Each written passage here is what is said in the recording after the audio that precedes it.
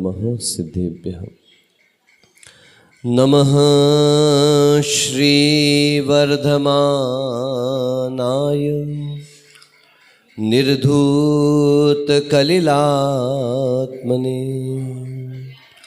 सालोकानां त्रिलोकानां यद्विद्यादर्पणायते सरस्वती नमस्तुभ्यं वरदे कामरूपिणी विद्यारंभं करिष्यामि सिद्धिर्भवतु मे सदा। अज्ञानतिमिरान्धानां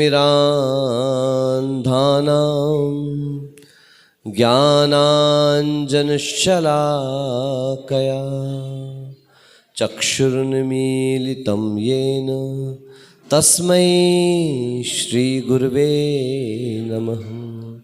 तस्मै श्रीगुरुवे नमः। तस्मै श्रीगुरुवे नमः। बोले पंच परमेष्ठी भगवान की। मूल नायक श्री 1008 चैतन्य चमत्कारी चिंतामणि पार्श्वनाथ भगवान की। संघस्य मूल नायक श्री 1008 अजितनाथ भगवान की। 24 तीर्थंकर भगवान की। परम पूज्य आचार्य प्रवर श्री समंत भद्र महाराज की। श्रमणकुल पितामह चारित्र चक्रवर्ती प्रथम आचार्य गुरुवर शांति सागर जी महाराज की। तृतीय पट्टाचार्य श्री धर्म सागर जी महाराज की।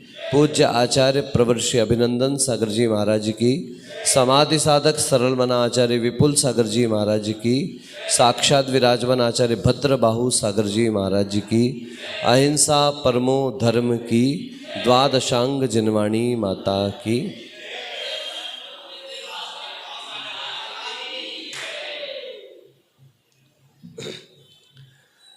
नहीं दोष 18 हैं जिनमें, यद्यपि सारे दोषों की अगर कोई जड़ है तो आचार्य भगवंत कहते हैं राग द्वेष और मोह। कौन कौन से हैं? और उन सब में भी अगर एकमात्र कोई जड़ है तो राग है। आज तक आपने भगवान का नाम वीत क्षुधा सुना क्या? सुना? जबकि भगवान क्षुधा जिनकी व्यतीत हो चुकी है, क्षुधा जिनकी नष्ट हो चुकी है। आज तक आपने वीत पिपासा नाम के कोई भगवान का नाम सुना क्या? जबकि अगर कह दूं तो गलत होगा क्या? आचार्य कहते बिल्कुल गलत नहीं है, क्योंकि जिन्होंने प्यास को भी नष्ट कर दिया है ऐसे ही तो हमारे अरिहंत भगवान है।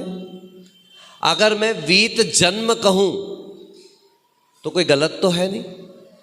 अगर मैं वीत भय कहूं तो भी गलत नहीं है। अगर मैं वीत मृत्यु कहूं तो भी गलत नहीं है। अगर मैं वीत जरा कहूं तो भी गलत नहीं है। अगर वीत चिंता कहा जाए तो भी गलत नहीं है। वीत अरति कहा जाए तो भी गलत नहीं है। वीत निद्रा कहा जाए तो भी गलत नहीं है। वीत विस्मय कहा जाए तो भी गलत नहीं है। और सुनो, वीत मद कहा जाए गलत है क्या शैलेश भैया? बिल्कुल नहीं, मद तो जीत लिया उन्होंने। वीत स्वेद कहा जाए मनोज भैया कि भगवान को पसीना नहीं आता, पसीना उन्होंने जीत लिया, सही है कि गलत है? हाँ, आपके माथे पे टपकता रहे पसीना पर भगवान को टपकने वाला नहीं है।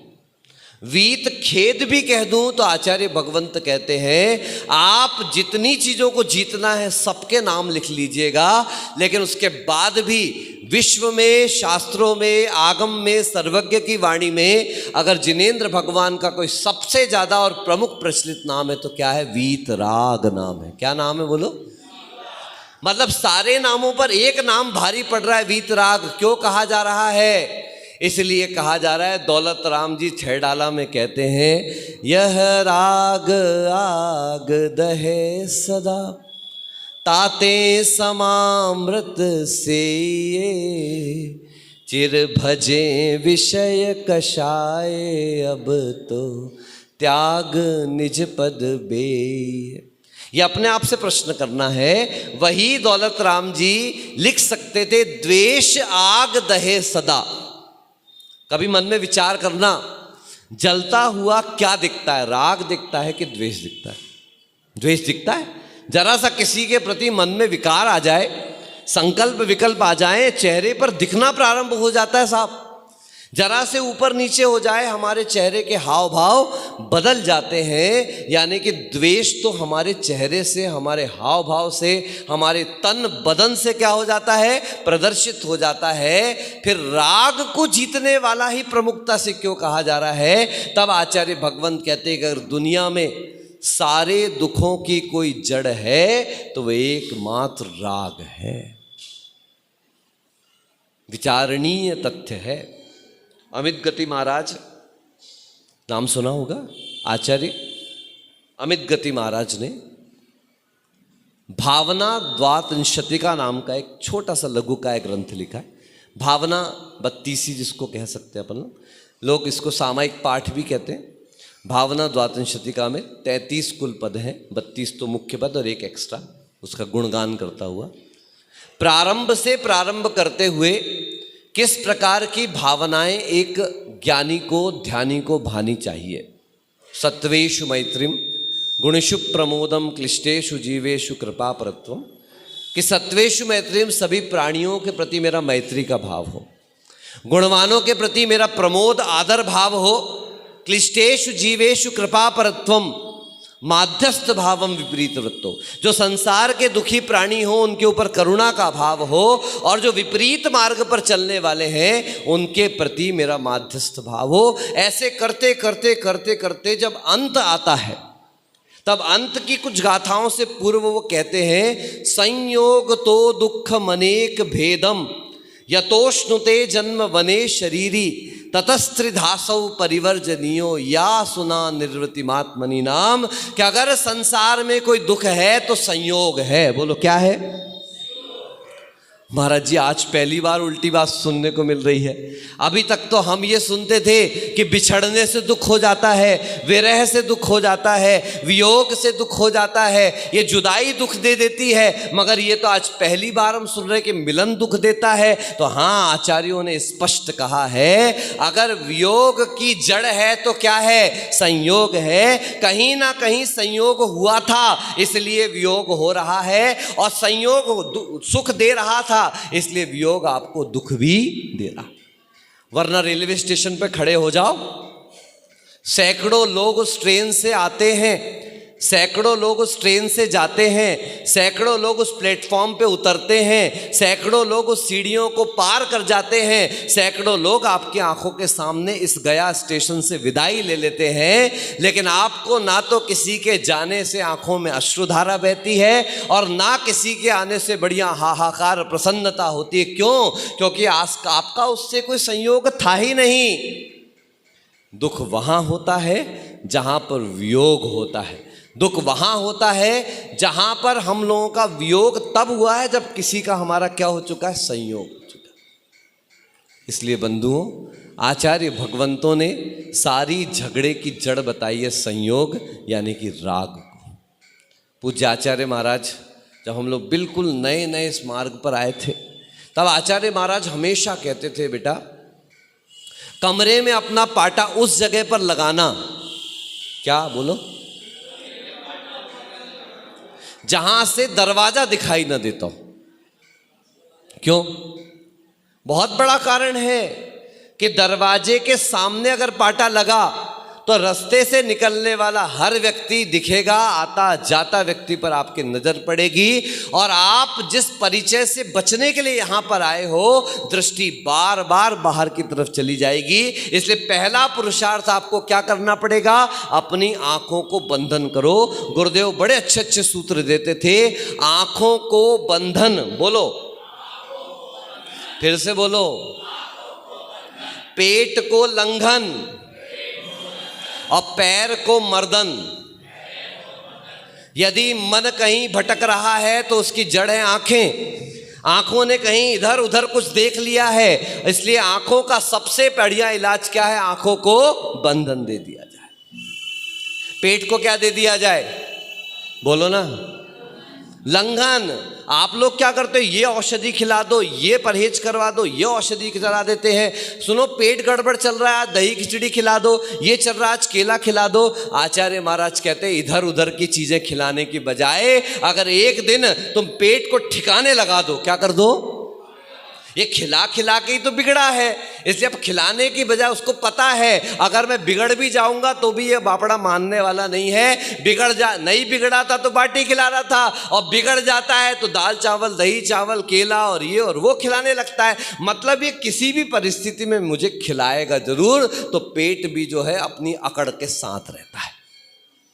इसलिए अगर आपको पेट को ठीक करना है तो क्या करना चाहिए? बोलो, लंघन करना चाहिए। और पैरों के लिए कहा उन्होंने, पैरों का करो मर्दन। यदि पैरों की मालिश की जाती है तो कई प्रकार के रोग, जिसके हाथ के पास कला होती है किस प्रकार से पैर के किस अंगूठे को, किस एड़ी की जगह को, पैर के किस हिस्से को किस तरीके से मालिश करते हुए दबाना है, अगर ये विवेक उसके पास होता है तो अकेले पैर का तलवा ऐसा रहता है कि जिसकी मालिश और वैया वृत्ति मात्र करने से सारा शरीर जो है वो सही ठिकाने पर लग जाता है। इसलिए आचार्य भगवंत कहते हैं संसार में दुख जो है बंधुओं वो द्वेष से उत्पन्न नहीं हुआ है। ये 18 प्रकार के दोषों की जो सबसे गहरी जड़ है वो कहाँ पर छुपी हुई है? वो राग में जुड़ी हुई है। जैसे वो राग कम होता चला जाता है, अपने आप हम लोगों का द्वेष भी लोगों के प्रति कम हो जाता है। और राग तो मोह की जड़ है। बोलो, राग क्या है? बोलो, राग क्या है? मोह कहीं आगे की चीज नहीं है, बस राग से बढ़ने पर क्या बन जाता है। एक बड़ा अच्छा उदाहरण सुनते हैं कि आपके हाथ में एक कटोरी में पानी रखा हुआ है, आपने उस कटोरी के पानी में थोड़ी सी शक्कर चीनी मिला ली, उसको घोल लिया, और घोलने के बाद जरा उससे आप हाथ धोइएगा, आपके हाथ कैसे हो जाते हैं? बोलिए, चिपचिपे हो जाते हैं ना। लेकिन अभी ज्यादा परिश्रम आपको नहीं करना है, ज्यादा मेहनत नहीं करना है। आचार्य भगवान कहते जरा सा सादे पानी से उस हाथ को वापस धो और कपड़े से पोंछ लो, आपका चिपचिपापन समाप्त हो जाएगा। लेकिन अब यही पानी, यही शक्कर, और नीचे जला दो जरा सी अग्नि और उसको जरा सा उबलने दो, वही पानी शक्कर मिलकर क्या बन जाती है? चाशनी बन जाती है। अब जरा चाशनी हाथ में लग जाए, धो लो, पानी से धुल जाएगी। तब आप कहते हो नहीं, बेसन से धोना पड़ेगा, साबुन से धोना पड़ेगा, सर्फ से धोना पड़ेगा, या गर्म पानी से धोना पड़ेगा। आप ध्यान रख के चले, वही पानी, वही शक्कर की चिकनाहट जब अग्नि पर चढ़ जाती है तो और गाढ़ी बन जाती है। याद रखना कि किसी वस्तु से लगाव जब तक सीमा में रहता है वह राग तक रहता है, और वही राग और गाढ़ा हो जाता है तो वो किस में कन्वर्ट हो जाता है? मोह में कन्वर्ट हो जाता है। एक पंक्ति है, अभी आपको राग और मोह के बीच का अंतर समझ में आ जाएगा। बोलिए, आप हमें अच्छे लगते हैं। अच्छे से बोलो, अच्छे लगते हैं महाराज जी? आपको लगते हैं ना मनोज जी? पक्का तो बोलो। यहां आते हैं तो बोले आप हमें अच्छे लगते हैं, घर जाकर के सीमा में पहुंच जाते हैं अपनी, उसके आगे कुछ अच्छा नहीं लगता। बोलिए, आप हमें अच्छे लगते हैं। ठीक है ना? और दूसरी पंक्ति क्या है? आपके बिना हमें कुछ अच्छा नहीं लगता। आज घर जाके चिंतन करिएगा, आप हमें अच्छे लगते हैं, ये राग प्रारंभ हुआ है। आपको कोई व्यक्ति अच्छा लग सकता है, आपको कोई वस्तु अच्छी लग सकती है, आपको भोजन की कोई सामग्री अच्छी लग सकती है, राग तक है। लेकिन ध्यान रखना, उस राग को संभाल लेना, क्योंकि यही राग आगे बढ़कर क्या हो जाता है? आप हमें अच्छे लगते हैं से पलट करके आपके बिना हमें कुछ अच्छा नहीं लगता, और यहीं से हमारे दुख की जो है दौड़ भाग प्रारंभ हो जाती है। इसलिए याद रखें, अरिहंत परमेष्ठी में 18 प्रकार के दोष नहीं होते, जिसमें क्षुत पिपासा जरा तंक जन्मांतक भयस्मयाः नरागत द्वेष मोहाश्च यस्याप्तः स प्रकीर्तते। आप्त किसे कहा जाता है, सच्चा देव किसे कहा जाता है, देवादि देव किसे कहा जाता है, तो वो कहते हैं 18 प्रकार के दोषों से जो रहित है। उसमें सबसे पहला दोष बताया क्षुधा। कौन सा दोष? आप बिल्कुल मान के चलिएगा, क्षुधा समम वेदना नास्ति। भूख न देखे जूठो भात, बोलो। प्यास न देखे धोबी घाट, और नींद न देखे टूटी खाट, और काम न देखे जात कुजात। ये दोष है चारों। भूख आपका कहाँ क्या कैसा, मैंने एक बहुत पहले घटना पढ़ी थी, सत्य घटना है कि एक जहाज पूरा का पूरा पानी के अंदर समा गया समुद्र में। लगभग सभी लोगों की मृत्यु वहां पर हो गई। एक महिला कॉकपिट में, उसमें ऑक्सीजन की उसको व्यवस्था मिल गई और वो काफी दिनों तक लटकी रही। जब उसकी समुद्र में खोज हुई और कुछ महीनों के बाद उस लड़की को मतलब जहाज को पूरी छानबीन की गई तो वो एक लड़की उसके अंदर से जिंदा निकली। और जब बाद में उसे निकाला गया, कुछ दिन रही वो हॉस्पिटल में, और जब स्वस्थ हुई उसका इंटरव्यू लिया गया तो जो उसने बात बताई आपकी रूह कांप जाएगी कि उस लड़की ने बताया कि वहां मैं जीवित कैसे रही, खाने पीने कुछ नहीं था। तब उसने बताया कि मेरे मल का स्वयं मैं सेवन करती थी और मेरे मूत्र का ही मैं पान कर लेती थी, क्योंकि इसके अलावा जीवन यापन के लिए मेरे पास कोई दूसरा मार्ग नहीं था। व्यक्ति को उसकी भूख प्यास क्या नहीं कराती थी। तीसरा कहते हैं आचार्य भगवंत, जन्म। आप लोगों ने आज तक जन्म को दुख तो माना ही नहीं है। कभी विचार करके चलना कि नारकियों का जन्म, कभी एक बार भी विचार करना कि जैसे कोई बॉल टप्पा खा करके गिरती है धरती पर, ऐसे नारकियों का जब जन्म होता है तो नरक की भूमि का स्पर्श होता है। अगर आपको एक मच्छर काटे तो सहन नहीं होता, सोचो 1000 मच्छर काटे तो कितना असहनीय होगा। आचार्य भगवंत कहते हैं 1000 मच्छर के काटने के बराबर एक बिच्छू का डंक होता है, और 1000 बिच्छू के डंकों के बराबर वेदना नरक की भूमि के स्पर्श में हुआ करती है। सोचिए, नरक का ऐसा जन्म हो रहा है। देवों में भले ही वो उत्पाद शैया पर जन्म लेता है, सब प्रकार के वैभव से युक्त जन्म लेता है, लेकिन जन्म लेने के अंतर मुहूर्त बाद जैसे ही वो जानता है मुझसे भी ऊंचे देव है, मुझसे भी श्रेष्ठ देव हैं, अरे उनकी शैया मुझसे भी बेहतर है, उनके पास भोगोभोग मुझसे भी अच्छे हैं, तो वहां का जन्म भी उसका सुख की जगह किस में बदल जाता है? दुख में बदल जाता है। और बंधुओं, तिर्यंचों के जन्म का तो कहना ही क्या। 1 इंद्री, 2 इंद्री, 3 इंद्री, 4 इंद्री, असंगी पंचेंद्री, ये सब सम्मूर्छन जन्म लेते हैं। कौन सा जन्म लेते हैं? बोलो भाई। सम्मूर्छन जन्म का मतलब है कोई माता पिता की व्यवस्था नहीं है, वातावरण से अपने योग्य पर्याप्तियों को ग्रहण करके जिनका जन्म हो जाता है। नाली में पानी इकट्ठा हो गया, मच्छर पैदा हो गए, कहीं गुड़ ज़्यादा पड़ गया वहाँ चींटी हो गई, पानी ठंडा रख गया वहाँ चींटियाँ हो गई, आदि आदि सम्मूर्छन ऐसे उत्पन्न हो जाते हैं। और मनुष्यों के जन्म का तो कहना ही कहा। दुनिया में सप्त धातुओं को घृणात्मक कहा। उन्हीं सप्त धातुओं में 2 माता पिता के रजवीर से मिलकर स्त्री के योनि स्थान से जाकर गर्भ में जिसका जन्म होता है। सोचिए, विचार करिए। अभी तो ठीक है, जनता सामान्य है, अगर अभी जितने लोग बैठे उससे 4 गुना लोग सिर्फ इतनी जगह पे आके बैठ जाएं तो ललित जी जितना पैर फैला के पसर के बैठे हो, क्या करना पड़ेगा? आपको पैर सिकोड़ करके बैठना पड़ेगा। कैसा बैठना पड़ेगा?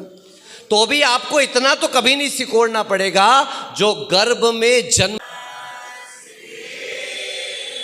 बोले देवी खजर श्री आदिनाथ भगवान की, मूल नायक श्री पार्श्वनाथ भगवान की, शासन नायक महावीर भगवान की, चारित्र चक्रवर्ती प्रथमाचार्य श्री शांति सागर जी महाराज की, आचार्य गुरुदेव श्री धर्म सागर जी महाराज की, गुरुदेव आचार्य श्री विपुल सागर जी महाराज की, द्वादशांग जिनवाणी माता की।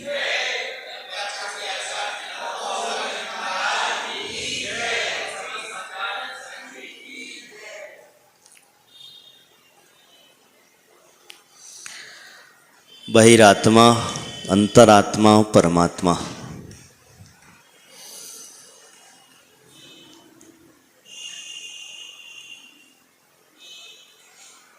हमें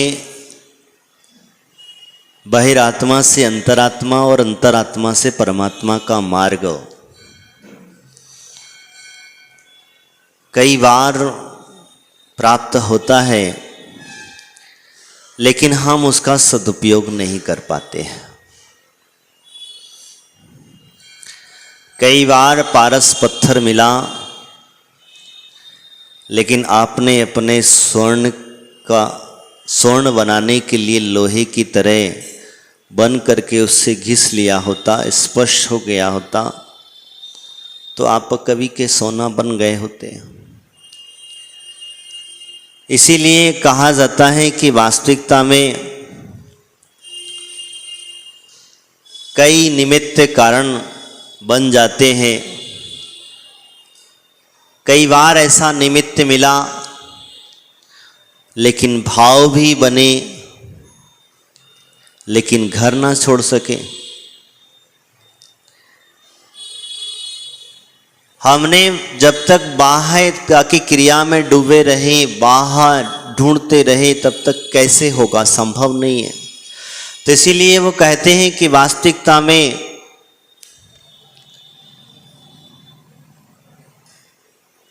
हमें अगर परमात्मा बनना है तो उसकी कोई प्रक्रिया है, उस प्रक्रिया से हमें चलना पड़ेगा।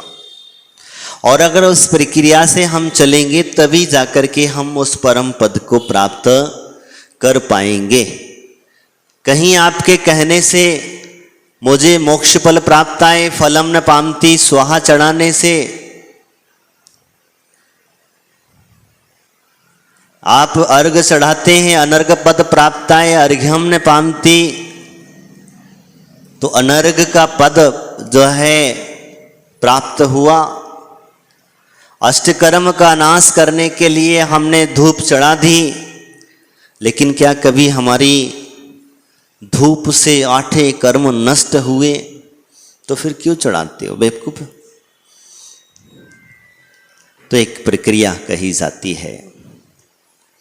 अपनी प्रक्रिया वो है सोने की खदान से निकला हुआ स्वर्ण पाषाण। समझ में आ रहा है ना? पाषाण यानी मिट्टी है, पत्थर है, वही है। अब वो जब खदान से निकला है और निकलने के पश्चात वो कहां जाएगा? सोनार के पास। अब सोनार के पास जाएगा तो सोनार डायरेक्ट सोना तो नहीं निकाल लेगा, क्या करेगा? उसे घिसेगा, पीटेगा, मतलब गलाएगा, फिर उसको जाकर के भट्टी में डालेगा, और भट्टी में भी उसको कितनी कितनी आंच देना है, ध्यान रखना। एकदम ऐसा नहीं है कि डायरेक्टली बस लगा दिया और इतनी गर्म आंच दे दिया और उसमें तपा करके सोना निकल करके बाहर आता। नहीं, उसको क्रम क्रम से धीरे धीरे करके हुए उसे पकाता चला जाएगा, और धीरे धीरे करते हुए वो उसे शुद्ध सोलाने स्वर्ण तैयार कर देगा। तो वही प्रक्रिया होती है, और प्रक्रिया जब आकर के मिट्टी में से सोना निकल करके बाहर आ जाता है। क्या आ जाता? और जब सोना बाहर आ जाता है तब फिर उसमें से आभूषण बनते हैं। जो चाहे, जैसा चाहे, जिस प्रकार से चाहे वो बनाना चाहे बन जाएगा। लेकिन जब तक वो मिट्टी है, और मिट्टी से कभी डायरेक्ट आभूषण बना गया? मिट्टी से कभी कोई डायरेक्ट आभूषण बना नहीं बनेगा। क्यों? क्योंकि जब तक उसको प्रक्रिया से गुजरेगा नहीं, तब तक उससे आभूषण नहीं बनेगा। ऐसी ही हमारी क्रियाएं, हम बाहर आत्मा बाहर जी रहे हैं, अब हमें अंतर्मुख होना पड़ेगा। बहुत जी लिया, बहुत पूजाएं कर ली, थोड़ा सा आगे बढ़ो। अगर हमें विश्व में भी कहा था पहली क्लास का बच्चा डिग्री प्राप्त करना चाहता है तो पहली से डायरेक्ट डिग्री प्राप्त कर लेगा क्या?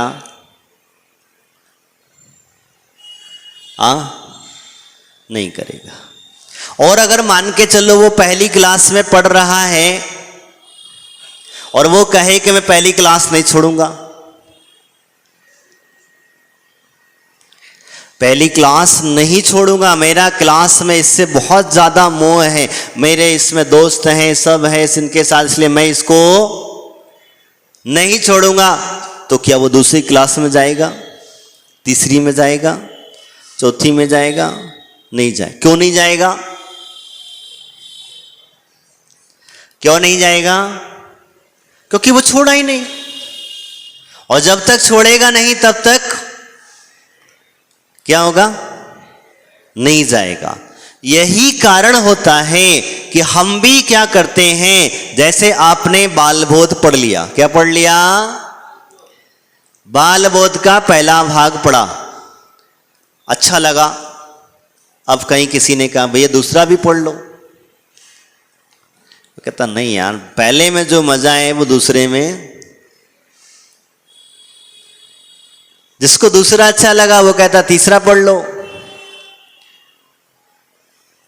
तो अगर हम उसे क्रम से पढ़ते चले जाएंगे तो पीछे का छूटेगा कि नहीं छूटेगा?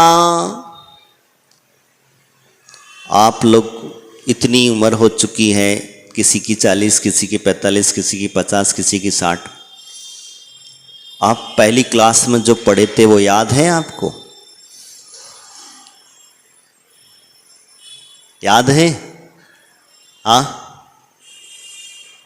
नहीं है। क्यों? किसी को याद है? अरे हमें अगर वास्तविकता देखा जाए तो आ ई वाले भी पूरे अक्षर, स्वर व्यंजन को भी हम पूरा गिन के नहीं बता पाएंगे। हम अगर गिनती कर तो जरूर लेते हैं। अगर आपसे कहा जाए पहले पाड़े 2 दूना 4, 4 दूना 8, इस तरीके से सिखाया जाता। अब तो आजकल तो कैलकुलेटर आ गया है, बटन दबाओ काम खत्म। चार्टेड अकाउंटेंट बैठा है यहाँ पर, इसको पता होगा क्या होता था। पहले गणित से निकाला जाता था हाथ, पूरे गणित से हिसाब किताब निकाला जाता था। पहले के लोग जो थे उंगली पे बता देते कितना हिसाब। आज तो बटन दबा करके काम चलता, बच्चों को आता ही नहीं है।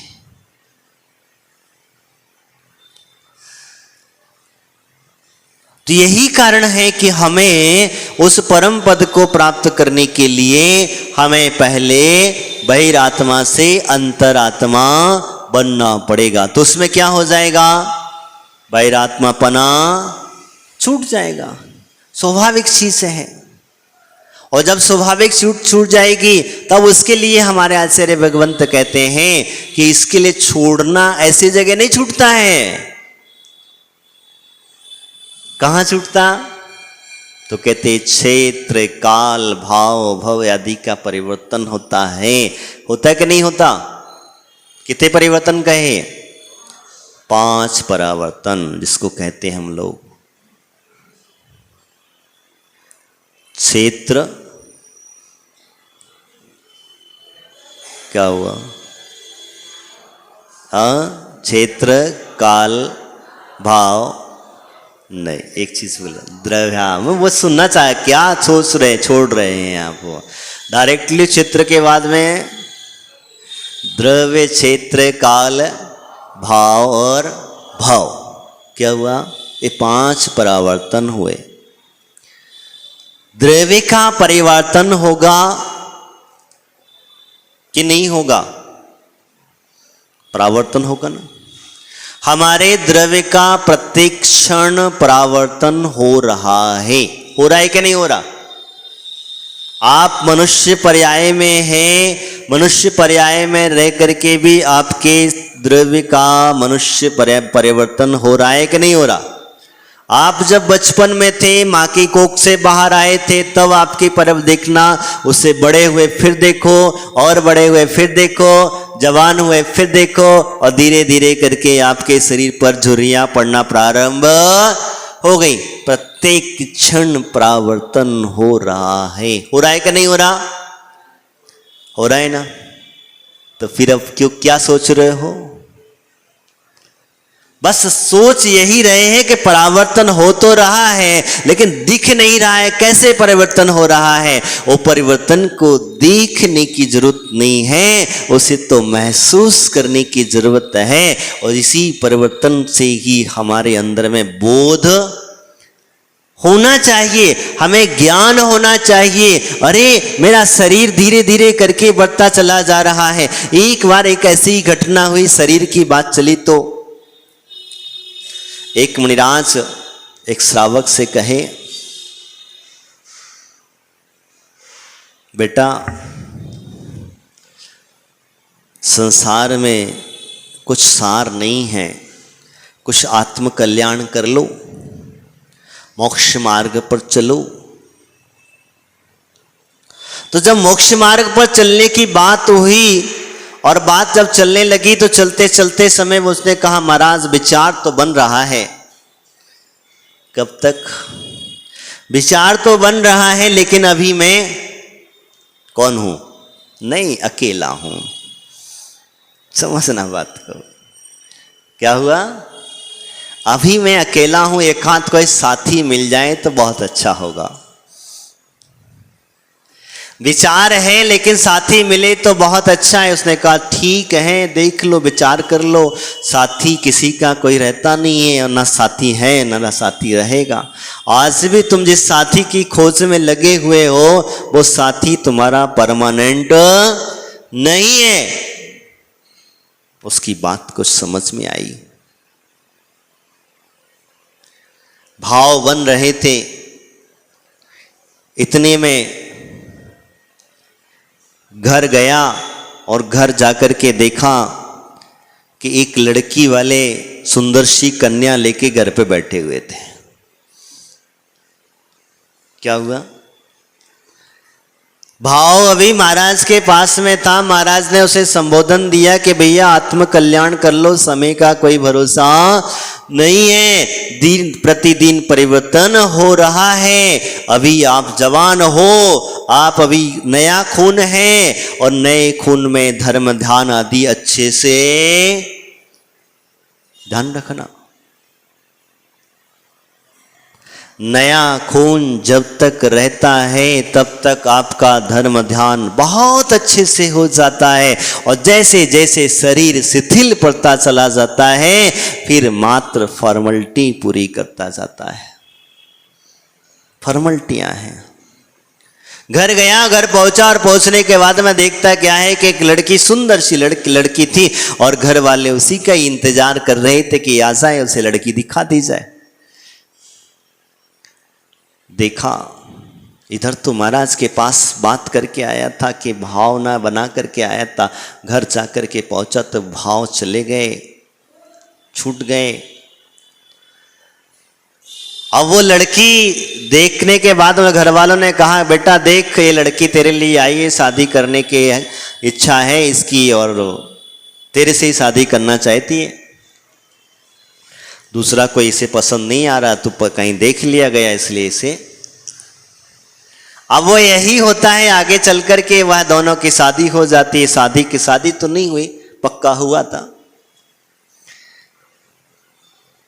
रोका हो गया। रोका जिसको कहते हैं, रोका ही कहते हो ना आप लोग, क्या कहते हो? हैं?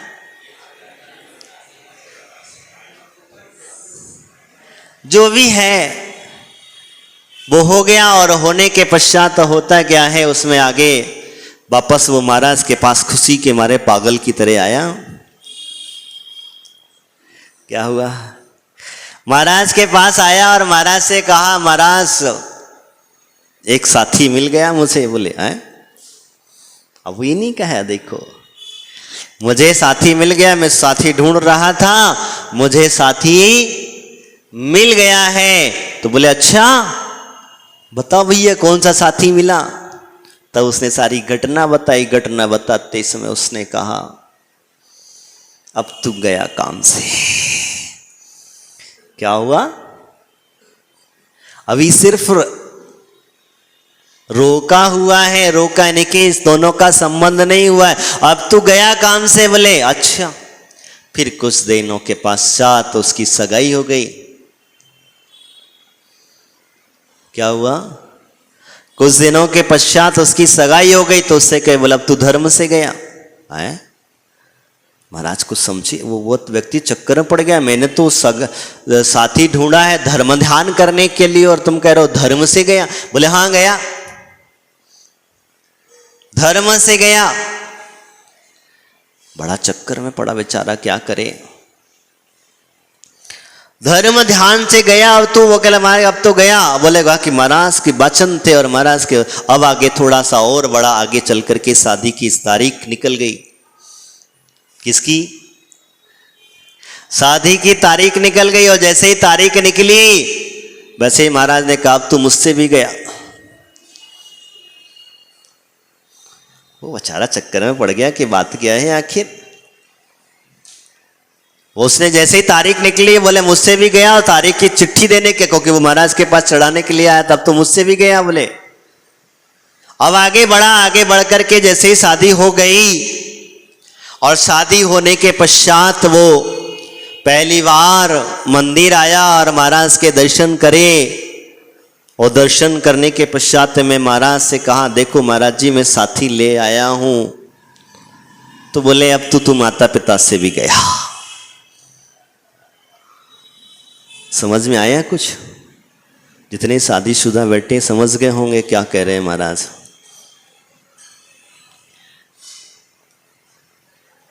जब तक बच्चे की शादी नहीं हुई थी तब तक तो मंदिर में आकर के 1 घंटा 2 घंटा 4 घंटा जितना चाहता था उतना धर्म ध्यान कर लेता था। लेकिन जैसे ही सगाई हुई, पक्का हुआ, धर्म ध्यान छूटा, अब किस में लग गया वो?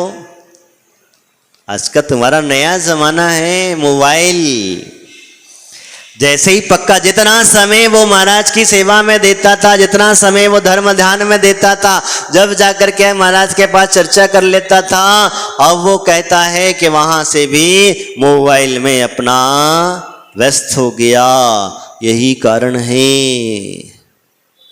और धीरे धीरे आगे बढ़ा, आगे बढ़ा, आगे बढ़ा, धीरे धीरे करते वो अपने गुरुओं से भी दूर हो गया और धीरे धीरे करते कहते माता पिता से भी दूर हो गया। अब तुम कहोगे कैसे क्या? जब तक शादी नहीं हुई तब तक माँ माँ माँ चिल्लाता था। चिल्लाता कि नहीं चिल्लाता था?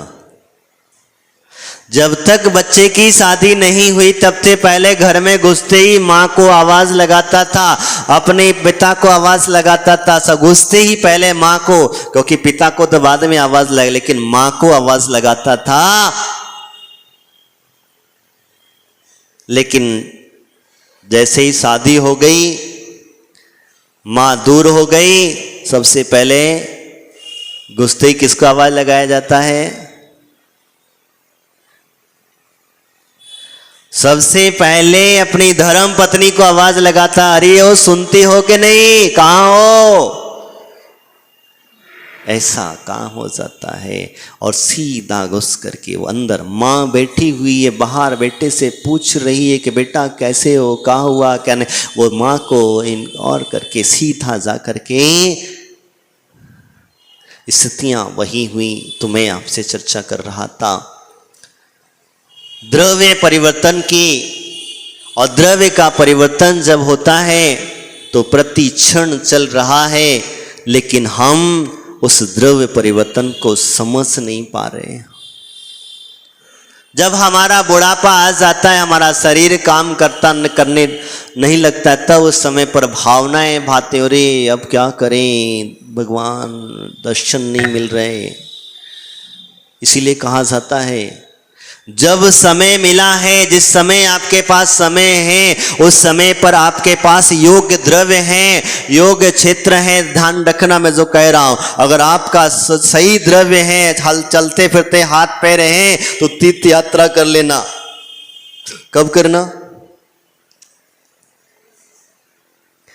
जब आप यंग हैं, उस समय पर तीर्थ यात्रा कर लेना, उस समय पर धर्म ध्यान कर लेना। क्यों कहते हैं? हमारे आचरण ने स्पष्ट लिखा हुआ है कि इस पंचम काल के अंदर में जितना धर्म करने वाला व्यक्ति होगा, धर्मात्मा होगा, धर्म ध्यान होगा, तो वो युवा अवस्था में ही होगा। वो कैसे पता चला?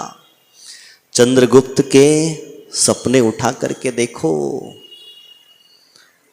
2 बैल, नन्हे नन्हे बच्चे बछड़े जो है वह खेती के अंदर हल चल रहा है, उनके भार ढोक करके चल रहे हैं। इसका मतलब यही है कि जो पहले पहले धर्म ध्यान हो जाएगा वो बुढ़ापे में होने वाला नहीं है, और जिसने पहले किया वो अंत तक चलेगा, और जिसने पहले नहीं किया वो अंत में भी, वही तो है, यही कारण होता। तो द्रव परिवर्तन। दूसरे नंबर पर क्या कहा? क्षेत्र परिवर्तन। क्षेत्र का परिवर्तन हो रहा है कि नहीं? हो रहा है कि नहीं हो रहा? हम क्षेत्र परिवर्तन करते हैं, कभी किसी क्षेत्र में रहते, कहीं किसी क्षेत्र में रहते। क्षेत्र की व्यवस्था से हम लोग कहते हैं, जिस क्षेत्र में आप रहते हैं उस क्षेत्र के भाव कैसे पनपते हैं आप समझना। अगर आपके घर में कोई सेफ्टी टैंक बना हुआ है, ध्यान रखना मैं जो आपसे कहने जा रहा हूं, सेफ्टी टैंक बना हुआ है और अगर उसके ऊपर आपका घर है या आपका बेडरूम है तो आपकी भावना कभी शुद्ध नहीं हो सकती, कभी नहीं हो सकती। जितना भी तुम धर्म ध्यान करते बैठना, कितनी भी मालाएं, फिर तुम्हारा मन उसमें नहीं लगेगा, नहीं लगेगा, नहीं लगेगा। पहले के लोगों के अंदर में, घरों के अंदर में धर्म ध्यान उनका हो जाता था। क्यों?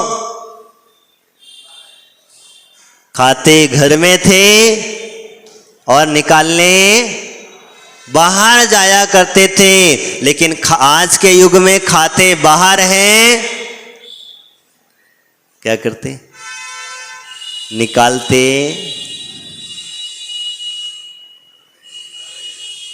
घर में निकालते हैं। और जब घर में निकालेंगे सारी गंदगी को, तो तब तुम कहते हो कि हमें घर में हमारा माला फेरने में मन नहीं लगता। क्यों लगेगा? क्योंकि तुम्हारी जो क्षेत्र है, जिस जगह पे तुम रह रहे हो, वो क्षेत्र शुद्ध नहीं है। और जब तक वो शुद्ध नहीं होगा तब तक आपके जीवन में शल्य बनी रहेगी। यही कारण होता था। दूसरा एक और कारण मैं आपको बताना चाहता हूं, शायद हो सके आपको अच्छा लगेगा, ना लगेगा तो भी मुझे वापस कर देना। क्योंकि हमारे घर आज जमाने वर्तमान की स्थिति में हम देखते हैं लोहा अधिक मात्रा में होता चला गया। लोहा जानते हैं? लोहे के घर बहुत ज्यादा हम लोग बनाते चले जा रहे हैं, उसमें लोहा अधिक मात्रा। और लोहे को हमारे आचार्यों ने शल्य कहा है। क्या कहा है? शल्य कहा है। बात समझना, लोहा में जब जंग लगती है तो धीरे धीरे करते हुए क्या होता? गलने लग जाता है, इसीलिए उसे शल्य कहा है। वो धातु शुद्ध नहीं है। शुद्ध है क्या? जब शुद्ध नहीं है तो ऐसी धातु का उपयोग करेंगे, ऐसे धातु के हमारे संपर्क में रहेंगे तो हमारा मस्तिष्क भी शल्य सहित होगा। कैसा होगा? और इसीलिए खास करके हमारे बीच में विकल्प बहुत ज्यादा। आज देखना, मैंने कई लोगों से चर्चा में सुना है, मानसिक संतुलन बिगड़ रहा है। हमेशा देखना उसका डिप्रेशन में बहुत अधिक रह रहा। क्यों रह रहा है डिप्रेशन में? यही कारण है। आज हम लोगों ने यही मंदिर बनाना चालू किए, किसके?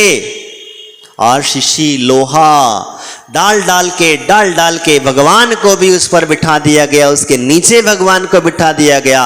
और शिल्प शास्त्र के अंदर में इसका एक प्रमाण मिला कि जिस भगवान के ऊपर या नीचे लोहा पड़ा हुआ है वो समाज के अंदर में हमेशा सल बनी रहेगी। उस समाज के अंदर में मानसिक संतुलन हमेशा बिगड़ा रहेगा, मानसिक बीमारियां हमेशा बनी रहेंगी, उनके जीवन में हमेशा सल ही सल बनी रहे। अब वो मंदिर बना ऐसा क्यों? क्योंकि तुम्हारा कर्म ही सत्ता में ऐसा पड़ा था। ऐसा नहीं, ध्यान रखना एक चीज और भी, कई बहुत सारी बातें हैं, अकेले शिल्प को मत पकड़ करके बैठ जाना। तुम्हारा कर्म सत्ता में ऐसा ही पड़ा था, इसीलिए ऐसे मंदिर का निर्माण हुआ। तो मंदिर को दोष मत दे देना, तुम्हारे जो सभी के कर्म ऐसे थे इसीलिए वो मंदिर का निर्माण हुआ और इसका परिणाम स्वरूप ही हुआ। क्योंकि कभी कभी हमसे पूछा जाता है तो हम कह देते हैं भैया तुम्हारा मंदिर गलत है, मंदिर में ये चीज गलत है, इसीलिए तुम्हारे समाज के अंदर में ऐसा ऐसा हो रहा है।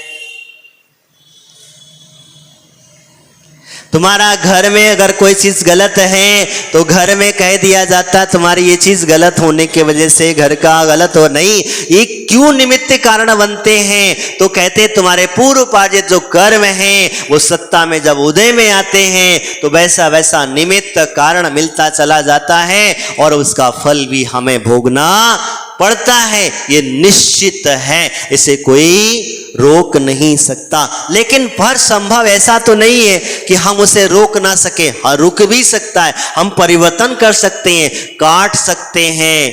नहीं काट सकते क्या? काट सकते हैं। हो सकता है कुछ पुण्य कर्म का उदय आए, तो इसीलिए हमारे आचार्य कहते हैं तो लोहा आदि जो शल्य है, तो मैं आपसे जो चर्चा कर रहा था, क्षेत्र किसकी, क्षेत्र की शुद्धि होना बहुत जरूरी है। परिवर्तन तो हो ही रहा है, ये चीज निश्चित है, लेकिन क्षेत्र की अगर शुद्धि होगी तो आपके भाव आगे के द्रव्य को शुद्ध किया।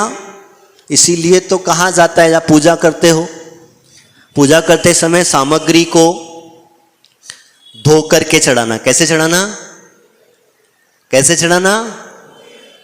अपने शरीर को भी क्या करना, स्नान आदि करके, हाथ आदि जब मंदिर आते हैं पैर आदि धो करके मंदिर में अंदर प्रवेश करना। क्यों करते हो? ये द्रव्य है अपना, इस द्रव्य की शुद्धि करते हो। और आप जो चावल धोते, अब एक चीज और मैं बताना, विषय आ गया तो इसलिए मैं आपको बता देना चाहता हूं, गीले चावल कभी मत चढ़ाना। चावल धोए हैं ये ठीक है, शुद्ध करना ये बात सही है, लेकिन गीले चावल कभी मत चढ़ाना। बोले क्यों महाराज? क्योंकि गीले चावल चढ़ाने से उसमें सूक्ष्मता और जैसे जीवाणु जमीन पर चल रहे थे, जिस स्थान पर तुम चढ़ा रहे थे उसके सूक्ष्म जीव उसमें आकर के क्या होगा? क्या होगा? चिपकेंगे कि नहीं चिपकेंगे? और दूसरी बात, आप जब चावल चढ़ाते हो आपने अर्घ्यम ने पामती स्वाहा क्या बोला? और जितने बार चावल आपके हाथ में से चिपक के आ गए वो निर्माल्य बना के नहीं। चढ़ाते समय आपने जितने द्रव्य आपकी सामग्री थाली में, प्लेट में, किसमें भी हो, उसको पूरा का पूरा उसमें चढ़ाना चाहिए। पूरा का पूरा चढ़ेगा तो ठीक, नहीं तो फिर तुम कहोगे क्या करोगे, वो तुमने इधर आके मिक्स कर लिया। कभी कभी कुछ ऐसी, तो इसीलिए गीले चावल कैसे करना? चावल को धो करके, पोंछ करके, सुखा करके फिर भगवान को आ गई लाइट शायद चढ़ाना चाहिए। इसीलिए कह रहा हूं क्योंकि द्रव्य की शुद्धि जब होगी तो तुम्हारे भाव अच्छे लगेंगे कि नहीं लगेंगे बताओ? पूजा करने में मन होगा कि नहीं होगा? तो पूजा करने में मन जब लगेगा जब आपकी क्षेत्र की भी शुद्धि, अगर आप वही पूजा मंदिर में कर रहे हैं, अगर आपकी जगह की शुद्धि अगर है तो आपका मन पूजा करने में लगेगा। और अगर आप अशुद्ध वस्तु पर बैठे हैं, अशुद्ध मतलब, अब इसकी विषय में तुमको कल बताऊं क्योंकि घड़ी अपनी चर्चा कह रही है। तो द्रव्य शुद्धि के पश्चात भाव की शुद्धि होना जरूरी है, और जब भाव शुद्धि बनेगी तब जाकर के भाव सुधर पाएगा, और जब भाव सुधर जाएगा तो अंतरंग आत्मा और बहिरात्मा बनने में देर नहीं लगेगी। आगे की चर्चा अपन कल करेंगे इन्हीं भावनाओं के साथ। बोले महावीर भगवान की, आचार्य गुरुदेव श्री फुस्सगत जी महाराज की।